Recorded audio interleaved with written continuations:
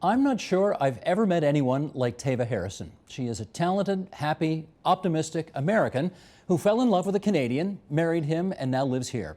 She also, at age 37, received just about the worst news you can get and is now engaged in the fight of her life. She chronicles it all in a new book called In Between Days, a memoir about living with cancer. And we're delighted to welcome Teva Harrison to TVO. It's great to see you here again. Thank you so much. I want to start by just reading the very first paragraph in your book, which really does lay it out. At the age of 37, I was diagnosed with advanced metastatic breast cancer. My disease is currently incurable, but the wonderful people in my medical team are doing everything they can to turn it into a chronic illness. I hate like hell for my first question to be so cliched, but I'm sorry, it is the right question, I think, to start with, which is, what does one think when one gets that kind of news? I don't think one knows what to think. Like the initial response was really one of blankness. Like I felt completely lost, completely adrift. I found that my thoughts circled in a sort of ruminating manner into a pretty dark place. It felt like a death sentence, like an immediate death sentence. So it took me a little while to start having thoughts about how to move forward. It takes a while to process that kind of information, I guess, yes? Yeah, a few years in, I'm not sure I'm done processing. Huh. Anybody with you when you got that information? My husband. He was with you? Mm-hmm. Who took it harder? I don't know. Because I know your husband, and I know how much he loves you, and it wouldn't shock me if he actually took it harder than you did. It's been really rough for him. That's a good question. Teva, let's do a bit about your background here. Your great-grandfather died of leukemia at the age of 43. Your grandmother had 3 kinds of cancer. Your aunt died of breast cancer at 34. This is pretty clearly a family thing for you guys, right? How much research did you do into your family background to help you sort of figure out how you're going to handle all this? I've done a lot of research into my family background to understand what we can about it, because it's clearly hereditary. But we've done all of the available blood panels, we've done all of the available genetic testing, and my doctors haven't been able to identify why my family gets cancer. It's clear that we get it because of something, some genetic anomaly, but the science isn't there yet. You have 2 siblings? I do. 2 sisters? Yes. How's their health? Good. So no signs of anything with them? No, and they're in regular screening now. So lucky you. You were the one sister who got it. Lucky me. How do you figure that? It's the worst kind of luck. Yeah. Yeah. How have you changed your lifestyle in order to try to win this fight? I was already a pretty healthy person. I was raised vegetarian. I ate well, but I've really sort of narrowed the scope of what I consume. I never really had a big taste for junk food, but I just, it's gone now. It's gone now. I mean, I'm exercising when I can. There are some limitations on what I can do now. Is that because of fatigue? It's because of fatigue, and it's because of bone pain. I have bone metastases, and it's kind of like, all I can describe it like is a really massive toothache, but in my spine and in my femur. Are you in pain right now? Yes. It's pretty well managed with fentanyl, and I have a patch, and with hydromorphone for breakthroughs. I also use medical marijuana on occasion, all to manage pain. But it's always there, it's ever present. So the pain medication and the marijuana doesn't really work that well, or? It works well, it makes it manageable. It takes it from like a 7 to a 2 or 3. You describe in your book that the cancer is a bit like a whack-a-mole. What does that mean? It means that we can treat it locally, but it will pop up somewhere else. Metastatic cancer is unpredictable and it's wily. So even when it's well managed, the existing tumors, it could pop up in a new organ, it could pop up in a new location with an existing affected organ. In my first 11 months, I only had bone mets. And now, when the drug failed, it didn't fail by advancing within an existing metastasis or localized tumor, it advanced by popping up in my liver. Give us a sense about what kind of treatment you've undergone so far. I've been in hormone or endocrine therapy. So because my cancer was already stage 4 when I was diagnosed, the approach is different. When they think it's curable, they hit you with chemo, surgery, radiation, all at once. My radiation has been palliative, so as opposed to curative, it's been to minimize the pain in my bones. And I've been on the hormone or endocrine therapy. I've also had an oophorectomy to remove my ovaries and fallopian tubes. How come? It's treatment, because my cancer is endocrine, it's hormone positive, it's estrogen positive. So by reducing the estrogen produced in my body, we're trying to starve the cancer. Eventually I'll run out of these hormone therapies, and the only thing available will be chemo. Do you know where you, I mean, there is a regimen that you're going through, presumably. Okay, you do this, then you do this, then you do this. Do you know where you are right now in that regimen in terms of this fight? I'm pretty early. I'm late enough in that they can give me clinical trial. So I'm on a clinical trial, but I still have available a number of other potential endocrine therapies. There are like 6 or 7.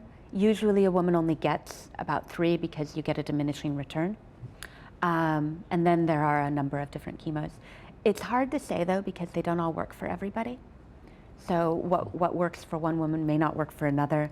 When this treatment fails, because it's not if, it's when, they'll give me, based on the best available science, their next treatment. It may or may not work. So it's just a guessing game, really, an educated guessing game. My doctors are tremendously good at their jobs, but they can't predict. How old are you now? I'm 39. You're 39 with stage 4 metastatic cancer. Yes. Here's a really weird question. What goes through your head when you hear people complain about the weather? I complain about the weather. I'm going to be honest, I actually appreciate people who complain about normal things. So often if I'm having a conversation with somebody I'm close to, or someone I care about, they'll start to complain about something, then they'll say, oh. But with everything you're going through, you don't want to hear about that. But I do, because that's having a real relationship with people. Their complaints aren't less valid just because I have this one really awful thing in my life. Okay, I'm pushing back a little bit on this. I can't believe you don't have a moment where you say, shut up, I'm dealing with cancer here, and you're complaining about the fact that the sun went behind the clouds for 10 minutes. Am I right? There are moments. There are moments, okay. Let's go beyond that. You see, here's a quote from your book. For me, living with metastatic breast cancer is living in fear. Fear of what in particular? Fear of dying. You know, fear of more pain, fear of the next treatment. I was told early on that the way we treat this disease, we start with the gentlest, the least side effects treatment, and every additional treatment will be less pleasant. It will have more difficult side effects, more pain, more suffering, more, just more to manage.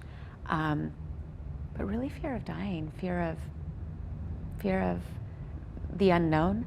There's the fear of uncertainty is a constant with this disease, because I live scan to scan.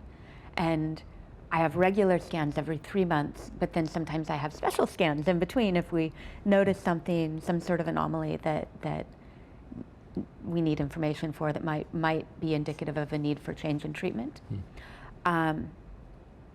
So there's that sort of ever-present anxiety and uncertainty of what's happening today or tomorrow. And then there's big picture fear. Because regardless of what the outcome is, I'm not going to live the length of a life I expected to. I might not either, though. You know, people say that. There's we could get hit by a bus, but it's different because I know what the bus is and I can see it coming. Now, because I've read this, I know what your bad days are like. And you, I mean, I'm telling you, anybody watching this right now wouldn't have a clue, right? That you were the slightest bit ill, right? I mean, You seem perfectly happy, perfectly gorgeous, perfectly everything. Yeah. So you're having a good day, I guess. I'm having a good day. Do you know why you're having a good day today? Not entirely. No. You just are. Yeah, I try to manage my time. I try to give myself enough rest. That makes a huge difference. I don't operate at a deficit very well anymore. So I took a sleeping pill last night to make sure that I would get enough rest to be able to be perky today.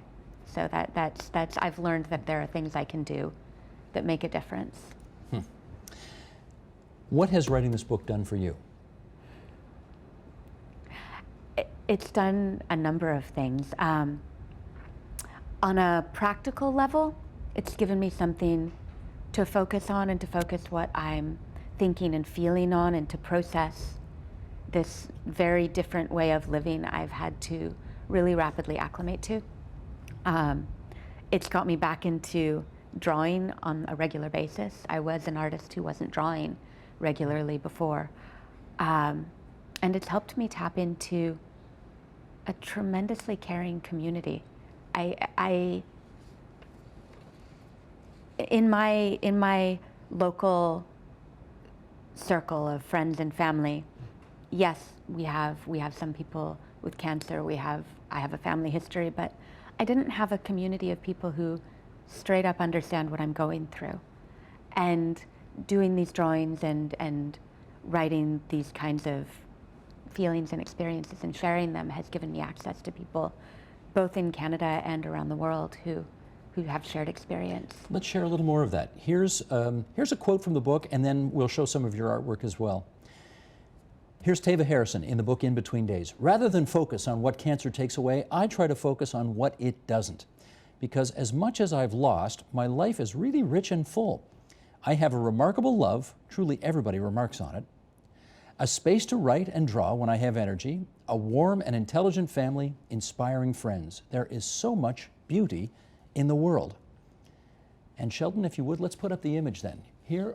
This is just one of many, many pictures which you have drawn, which are in the book. How do you still see so much beauty in the world given what you're going through right now? I think I can answer that in two ways. One, I'm still myself, and I am a person who sees beauty in the world, right? That I think in a way, being sick and knowing that I have a terminal illness has amplified that, because it's something I don't want to give up, right? So I'm it's almost brighter and sharper, and it's bittersweet, but it's precious. I find that as I know that I may not have as much of it as I hoped for, I'm hungrier, I'm more voracious for devouring art and culture and life, and it feels really precious. Teva, I normally wouldn't ask such a personal question, but you talk about this in the book, and so we're going to go here. You are married to a wonderful guy named David, whom I know, and who is a sweetheart. And again, since you talk about it, let's ask this. Do you still have a sex life? I do. I With do. him? But I have to work at it. It's not effortless. I actually appreciate that you're going there, because the reason I included the sections of the book that talk about vaginismus and sexual dysfunction are because I feel like we don't talk about it enough. And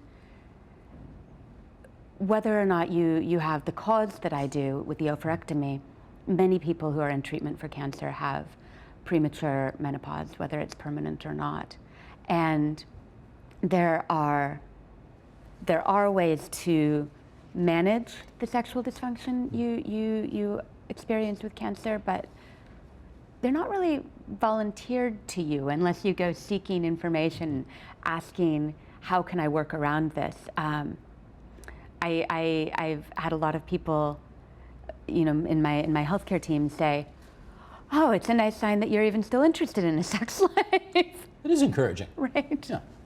And he feels the same way. I mean, he doesn't love you any less because of all this. He's not any less attracted to you, I presume. No.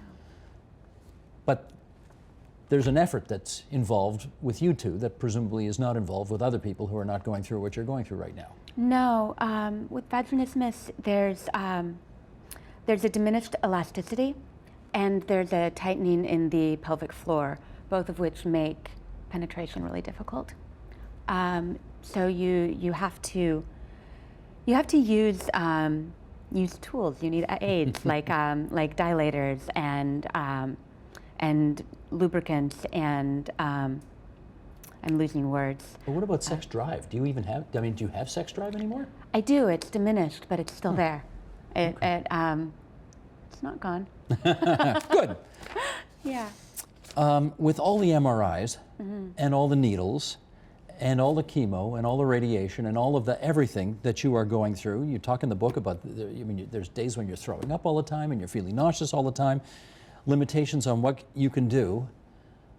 I mean, surely there are days when you wake up and you just say, to hell with it. I wish it were all over. Not at all over. Like I'm not at that point yet. I mean, I wish it was all over. I wish the treatment was all over. I wish the cancer was all over, but I very much would like to stick around. But you never have a day where you say, you know what, I can't take it anymore. Bring on death. Not yet. Hasn't happened. Not yet. No. You know, my father committed suicide. I don't think I mentioned that in the book. I don't think you did, no. And so I've grown up in the shadow of suicide. I was 2 when he died, and so I've had a lot of time to think about what it means to make that choice, what it means for the people you leave behind. And I think it would take a lot, like an exceptional lot, to get me to that point. I advocate for the right to choose. I'm really thrilled that Canada's making some changes in terms of legislation there, because I think it's very sad when someone gets to the end and makes that choice and isn't able to have their family be around them for fear of implicating them. I think it's a crucial thing to have in the toolkit, and it's quite possible that I'll get to a point where the pain is too much and I make a choice to expedite the end, but I'm not anywhere near there. Have you had that conversation with, this is terrible, I'm asking very personal questions here, but They're relevant. they're in the book. I mean, have you had that conversation with David yet? No. And I feel that I will probably be ready to have the conversation before he's ready to have the conversation. I think you're right. Yeah. Here's another excerpt from the book. My heart is breaking every day in the most selfish way. All the things I want, the excruciating act of scaling back my dreams, paring down my hopes for this life into 3-month bites, living the enormity of hope and the gut-churning fear that accompany every single scan. When you're in the shoes that you are in, how much hope do you allow yourself to have about the future? It's guarded. I catch myself because every time something lovely happens, there's this sort of impulse toward expansive hope, and I have to rein myself in. Why? Because if I allow myself to be up here, the distance is greater when I'm pulled back down. And at any scan, I could have progression. I've already been on my current treatment longer than I expected. So now every time I have a scan, I'm ready in my head, not in my heart, but in my head. I'm ready for a disappointment, right? And by disappointment, I mean like devastation. So I allow myself to have hope because I have to, because how do you persist without hope? How do you keep going on? And to me, that hope has to include science catching up or just getting lucky. I guess you think that. I gotta hang in there long enough so that this pharmaceutical company could come up with this drug which is going to save my life. which is why I participate in clinical trials, because I think, well, A, if we don't, who will? And B, what if this is the one that's going to give me a reprieve? Do doctors ever tell you how long you have? No, they can't. I think when I get closer to the end, they'll have an idea, but with this disease, although the median survival is 2 to 3 years, there are some women who live for decades. With terminal cancer? With terminal cancer. So I have to hope that I'm going to be one of them, while preparing myself by doing things like sorting out advance directives and trying to get rid of some of my things to make it a little bit more manageable if I'm not one of the lucky ones. I think you just answered what was going to be my final question, which is, when you have terminal cancer, what do you wish for? I wish for science to chop, bring on Get something. to it, eh? Because I know I can't wish for a cure. I mean, I can wish for one, but I can't expect it. But I hope that they'll come up with better tools to render the disease chronic. Keep it stable, keep me around. I think the world would appreciate that. Me too. Thanks, Teva. Thank you. Help TVO create a better world through the power of learning. Visit supporttvo.org and make a tax-deductible donation today.